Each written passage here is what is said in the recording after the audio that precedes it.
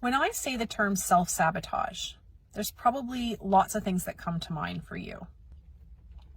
Today, I wanted to talk about my theory on this, which is that I actually don't believe there's such a thing as self-sabotage. I think we do things that don't always make sense to us, but I don't think there's self-sabotage in the sense that we're doing something that doesn't work for us on some level. Because if it didn't meet some sort of need, if it didn't work for us on some sort of level, some part of us, even one that we're maybe not aware of, we wouldn't do it. I'll give you a personal example. I have a really bad habit of staying up way too late, long after I intended to go to bed, scrolling on my phone. It'd be easy to call this self-sabotage because it's not particularly helpful and it doesn't align with the goals that I've set for myself to get a good night's sleep or to get stuff done around the house. And yet I continue to fall back into that pattern and do it time after time again. Where if I can take a step back and start to get curious about what need is that meeting for me on some level, which in this case, it's really that I need some more downtime.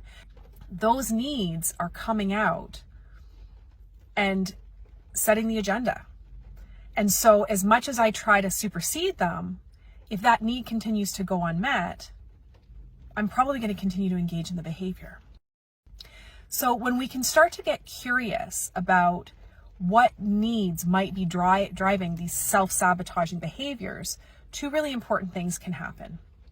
So first, when we get curious about what the need is that behavior might be behind, we start to be less critical and more self-compassionate.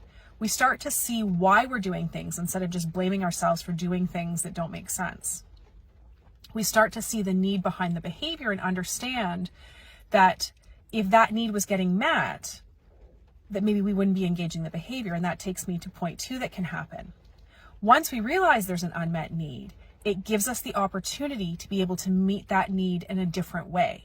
And sure enough, when I recognized this pattern in myself, that I was staying up way too late on my phone, when I started carving out some time for myself, having a little bit more downtime, being a little bit more mindful of when I needed to take a break, all of a sudden it started being not as much of an issue. It's because I met the need. So that part of me that was driving that self-sabotaging behavior wasn't so loud all of a sudden.